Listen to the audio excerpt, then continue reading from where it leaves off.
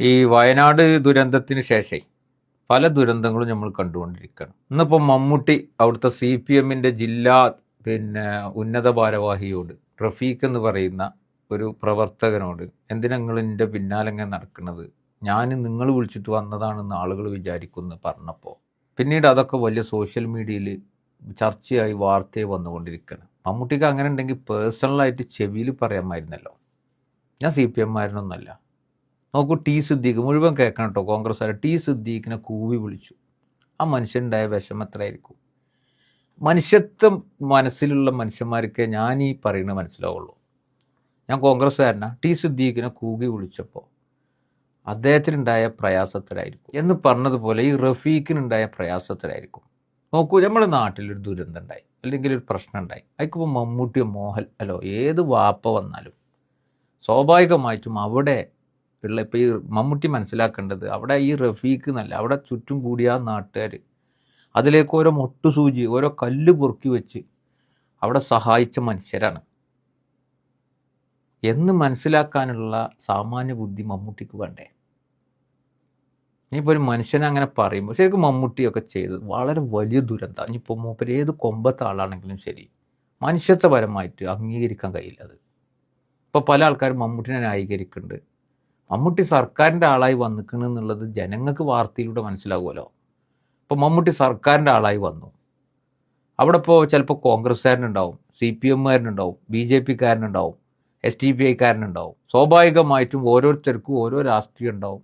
അതനുസരിച്ചും കണ്ട് ആ നാട്ടിലെ പ്രശ്നങ്ങളെ കാണിച്ചു കൊടുക്കാനൊക്കെ ഒപ്പം കൂടിയിട്ടും ഉണ്ടാവും. എന്നാൽ നേരെ മറിച്ച് ഉരുൾ പൊട്ടുന്ന സമയത്ത് മമ്മൂട്ടി അവിടെ ഉണ്ടെങ്കിൽ മമ്മൂട്ടിനെ ഈ പറയുന്ന CPMകാരൻ കൈ കൊടുത്തുങ്ങാണ്ട് കയറ്റുമ്പോൾ ഇജാണ് മാറിക്ക്, ഞാൻ ഇജ്ജ് വിളിച്ചിട്ട് വന്നതാണെന്ന് വിചാരിക്കൂ, ഇജ്ജിനെ രക്ഷപ്പെടുത്തരുത് എന്ന് CPMകാരനോടോ കോൺഗ്രസ്സുകാരനോടോ SDPIക്കാരനോടോ മമ്മൂട്ടി ആ സമയത്ത് സംസാരിക്കുമോ? അപ്പം നമ്മൾ ആളായി നിൽക്കുന്ന സമയത്തല്ലേ ഇപ്പോൾ ഇതിനൊക്കെ പറ്റുള്ളൂ.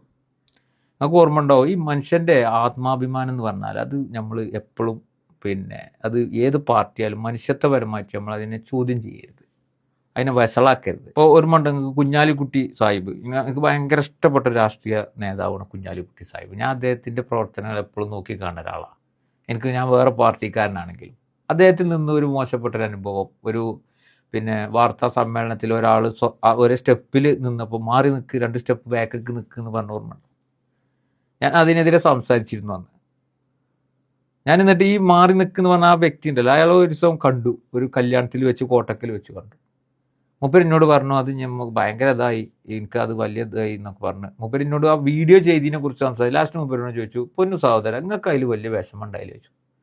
ഉണ്ടായി പറഞ്ഞു. മൂപ്പർക്ക് മാത്രമല്ല, മൂപ്പര് കുടുംബമുണ്ട്, കുട്ടികളുണ്ട്. ഈ റഫീഖിനും ഉണ്ടാവും കൂട്ടവും കുടുംബവും കുട്ടികളും. സ്വന്തം ബാപ്പാനാണ് ഇപ്പം സോഷ്യൽ മീഡിയയിലിട്ട് അവഹേളിച്ചുകൊണ്ടിരിക്കുന്നത്. സിദ്ദീഖിന് കുട്ടികളും കുടുംബമല്ലേ? എന്തപ്പോൾ ഇവിടെ സംഭവിച്ചത്? ഒരു നാട്ടിൽ വലിയൊരു ദുരന്തം ഉണ്ടായി, നമ്മളാരും പ്രതീക്ഷിക്കാതെ. നമ്മളെ കൂടപ്പിറപ്പിങ്ങൾ ഒരുപാട് ഈ പറഞ്ഞതുപോലെ ദുരിതക്കയത്തിലായി മരണപ്പെട്ടു. ഇപ്പം ഞാനൊക്കെ അതിൽ എൻ്റെ ജീപ്പും കൊണ്ട്, നിങ്ങൾക്കറിയാലോ, ബോഡി എടുത്തിരുന്ന ഒരാളാണ്. ഇവിടെ മുണ്ടേരി ഫാമിൻ്റെ ഉള്ളിൽ ബോഡി വന്ന് അടിഞ്ഞിട്ട് അവിടുന്ന് ജീപ്പിൽ എടുത്തിട്ട് ആംബുലൻസിലേക്ക് കൊണ്ടുപോയി കൊടുക്കുകയായിരുന്നു. സംഗതി അറിയാം. അവിടെ ഏതെങ്കിലും ഒരു രാഷ്ട്രീയ നേതാവോ അല്ലെങ്കിൽ ഒരു സർക്കാരിൻ്റെ ആളോ വരുമ്പോൾ സ്വാഭാവികമായിട്ടും നമ്മൾ അവരെ അനുഗമിക്കുമ്പോൾ ഇജ്ജ് മറ്റോനല്ല, ഇജ്ജാണ് മാറിക്ക് എന്ന് പറയുന്ന അർത്ഥം എന്താണ്? ശരിക്കും ഈ വരുന്നവന് മനസ്സിലാകണ്ടേ, ഇതൊക്കെ ഇവിടുത്തെ ആൾക്കാരാണ്, ഇവിടുത്തെ കാര്യപ്പെട്ട ആൾക്കാരാണ് എന്നുള്ളത് മനസ്സിലാക്കാനൊരു സാമാന്യ ബോധം വേണ്ടേ? ഞാൻ മമ്മൂട്ടിനെ ഒരിക്കലും ഇതിൽ ന്യായീകരിക്കൂല. മമ്മൂട്ടി ശരിക്കും മാപ്പ് പറയണം. അതേപോലെ തന്നെ സിദ്ദീഖിനുണ്ടായ ദുരനുഭവം നമ്മൾ കണ്ടു. കൂക്കുക, എത്ര വലിയ ദുരന്തങ്ങളാണ് നോക്കും മനുഷ്യർ ഈ രാഷ്ട്രീയത്തിൻ്റെ പേരിൽ, അഹങ്കാരത്തിൻ്റെ പേരിൽ. മമ്മൂട്ടിൻ്റെ കാര്യത്തിൽ എനിക്കതാ തോന്നി. അത് അയാളെ വിളിച്ചിട്ട് ഇനിയിപ്പോൾ പേഴ്സണലായിട്ട് പറയുകയാണെങ്കിൽ, എന്തിനാ പേഴ്സണലായിട്ട് പോലും പറയുന്നത്? അത് അവിടുത്തെ CPM ജില്ലാ സെക്രട്ടറി ആണെങ്കിൽ അയാൾ അതുമായി ബന്ധപ്പെട്ട് ആ പ്രദേശത്തുകാർ പറയുന്നത് ശക്തമായ രീതിയിൽ ആ പ്രദേശത്ത് നിലയുറപ്പിച്ച് നാട്ടുകാരെ പ്രശ്നങ്ങളൊക്കെ കേട്ട വ്യക്തിയാണ്. മാത്രമല്ല, VD സതീശൻ വരുമ്പോൾ ഇവരോട് സംസാരിക്കുന്ന ഒരു വീഡിയോ ഒക്കെ കണ്ടു. ഞാനത് നിഷ്പക്ഷമായിട്ടാണ് പറയുന്നത് കേട്ടോ. അപ്പം അങ്ങനത്തെ ഒരു വ്യക്തിക്ക് ഇങ്ങനെ ഒരു ദുരനുഭവം ഉണ്ടാകുമ്പോൾ, മിക്കവാറും മമ്മൂട്ടി എന്ന് പറയുന്ന നടൻ ഇങ്ങനെ കണ്ണുമുമ്പിൽ വന്ന് നിൽക്കുമ്പോൾ സ്വാഭാവികമായിട്ടും മൂപ്പരൊന്ന് പുളകിതനായിട്ടൊക്കെ ഉണ്ടാവും. എന്നിരുന്നാലും ആ മനുഷ്യൻ്റെ ആത്മാഭിമാനത്തെ ചോദ്യം ചെയ്യുന്ന രീതിയിലൊക്കെയുള്ള വർത്താനൊക്കെ പറയാം, അതും മീഡിയൻ്റെ മുമ്പിൽ വെച്ച് പറയാം. എന്നിട്ട് അത് നന്നായി ടി സിദ്ദീഖിന് കിട്ടിയതിന് ബദലാണ്. ഇത് രണ്ടും ഒരേ തൂക്കല്ലേ കൂട്ടരെ? നിങ്ങൾ ആലോചിച്ച് നോക്കി. ടി സിദ്ദീഖിനെ കൂക്കുമ്പോൾ ടി സിദ്ദീഖിൻ്റെ മനസ്സിലും മൂപ്പര കുടുംബത്തിൻ്റെ മനസ്സിൽ എന്ത് തെറ്റവിടെ ഈ ഓരോ ജനപ്രതിനിധികളും എന്ത് തെറ്റാ വയനാട് ചെയ്തത്? ആ നാട്ടുകാർക്ക് വേണ്ടി സംബന്ധിച്ചതോ? ആ നാട്ടുകാരെ രക്ഷിക്കാൻ വേണ്ടി മണ്ണ് കൈകൊണ്ട് മാന്തിയെടുത്ത് അവിടെ രക്ഷാപ്രവർത്തനത്തിന് ഏർപ്പെട്ടതോ? ഇതാണോ ഇവിടുത്തെ മനുഷ്യർ ചെയ്ത തെറ്റ്? അങ്ങനെയുള്ള മനുഷ്യർ ഒന്ന് ബാക്കിൽ വന്ന് നിന്നാൽ, അല്ലെങ്കിൽ ഒന്ന് സ്റ്റേജിന്മേൽ കയറിയാൽ കൂക്കാനും മാറി നിൽക്കാൻ പറയുമ്പോഴൊക്കെ എവിടെയാണ് ഇവിടെ മനുഷ്യത്വം? ഇത് എന്തിൻ്റെ പേരിലുണ്ടാകുന്നത്? എനിക്ക് മനസ്സിലാകാത്തതുകൊണ്ടാണ്. അല്ലെങ്കിൽ അവരെ അധികാര കസേരയിലെത്തിച്ച ഒരു പ്രവർത്തകൻ തൊട്ട് ചാരി നിന്നാൽ, വാർത്താ സമ്മേളനത്തിൽ ഒരു അല്പം അടുത്ത് നിന്നാൽ പോകുന്ന എന്ത് അഭിമാനമാണ് ഇവർക്കൊക്കെ ഉള്ളത്? ഇവരൊക്കെ ആരാ?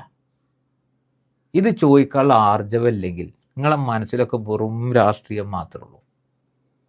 വെറും രാഷ്ട്രീയം മാത്രമേ ഉള്ളൂ. ഏതായാലും ടി സിദ്ദീഖിന് സംഭവിച്ചതും അതേപോലെ തന്നെ ഇപ്പോൾ റഫീഖിന് സംഭവിച്ചതും, കുറച്ച് മുമ്പ് മുസ്ലിം ലീഗിൻ്റെ നല്ലൊരു രക്ഷാപ്രവർത്തനത്തിൻ്റെ ഇടയിൽ അവിടെ നല്ലൊരു ഊട്ടുപുരണ്ടായിരുന്നു, ഒരു ഭക്ഷണശാല. അത് പൂട്ടിച്ച് ഓർമ്മയുണ്ടോ നിങ്ങൾക്ക്? അത് നിർത്തലാക്കിച്ചത് ഓർമ്മയുണ്ടോ സന്നദ്ധ പ്രവർത്തകർക്ക് വേണ്ടിയിട്ട്? ഇതൊക്കെ വയനാട് ദുരന്തത്തിൽ നടന്ന മറ്റു ദുരന്തങ്ങളാണ്. അപ്പം ഇങ്ങനെ ദുരന്തങ്ങളായി മാറുന്ന, മനുഷ്യർ ദുരന്തങ്ങളായി മാറുന്ന, പ്രകൃതി ദുരന്തമായപ്പോൾ കൂട്ടത്തിൽ പിന്നീട് മനുഷ്യർ തമ്മിൽ രാഷ്ട്രീയത്തിൻ്റെ പേരിലും മേൽക്കോയ്മയുടെ പേരിലും അഹങ്കാര മനോഭാവത്തിൻ്റെ പേരിലും ഒക്കെ ദുരന്തമായി മാറുന്ന കാഴ്ചയാണ് ഇത് കണ്ടുകൊണ്ടിരിക്കുന്നതാണ് ഞാൻ പറഞ്ഞു വരുന്നതിൻ്റെ ചുരുക്കം. ഇത് മനുഷ്യർക്ക് മനസ്സിലാവും. ആത്മാഭിമാനത്തെ, ഒരു മനുഷ്യൻ്റെ ആത്മാഭിമാനത്തെ ചോദ്യം ചെയ്യുന്ന രീതി ശരിയല്ല എന്നുള്ളത് തന്നെയാണ് എൻ്റെ അഭിപ്രായം. ഏതായാലും മമ്മൂട്ടി എന്നല്ല, മോഹൻലാൽ എന്നല്ല, പിണറായി വിജയൻ എന്നല്ല, ഇനിയിപ്പോൾ CPM എന്നല്ല, കോൺഗ്രസ്സുകാരനെന്നല്ല, ആര് തന്നെ ഈ കോലത്തിലൊരു സ്ഥലത്ത് പോകുന്നുണ്ടെങ്കിൽ അവിടുത്തെ ആളുകൾ അനുഗമിക്കുമ്പോൾ അത് നിങ്ങൾ വരാൻ പാടില്ല എന്ന് ഉറക്ക മാധ്യമപ്രവർത്തകൻ്റെ ഒരു മീഡിയക്ക് മുമ്പിലൊക്കെ പറയുമ്പോൾ അത് ആ മനുഷ്യൻ്റെ ആത്മാഭിമാനത്തെ ചോദ്യം ചെയ്യലാണ്. അത് മനസ്സിലാക്കാനും അത് ഉൾക്കൊള്ളാനും ഒക്കെയുള്ള സാമാന്യ ബുദ്ധിയും മാനസിക തയ്യാറെടുപ്പാണ് മനുഷ്യരായി നമ്മൾ ചെയ്യേണ്ടത് എന്ന് പ്രതിഷേധത്തിൻ്റെ രൂപത്തിൽ തന്നെ മമ്മൂട്ടിയെയും മറ്റുള്ള ആളുകളെയും ഒക്കെ ഓർമ്മപ്പെടുത്തിക്കൊണ്ട് മമ്മൂട്ടി അയാളെ വിളിച്ച് ഖേദം പ്രകടിപ്പിക്കണം. അയാൾക്ക് കുടുംബമുണ്ട്, കുട്ടികളുണ്ട്, അയാളെ ഇതാക്കുന്ന സമൂഹം ഇവിടെ ഉണ്ട് എന്നുള്ളൊരു ഓർമ്മ മമ്മൂട്ടിക്കൊക്കെ ഉണ്ടാകുന്നത് നന്നായിരിക്കും എന്നുള്ളത് മമ്മൂട്ടി മനസ്സിലാക്കുക. സിദ്ദീഖിനെ കൂക്കിയ CPMൻ്റെ ആളുകളാണെങ്കിൽ അവരും മനസ്സിലാക്കുക. ഇതൊക്കെ നല്ലതാണ് എന്ന് ഓർമ്മപ്പെടുത്തി നിർത്തുന്നു.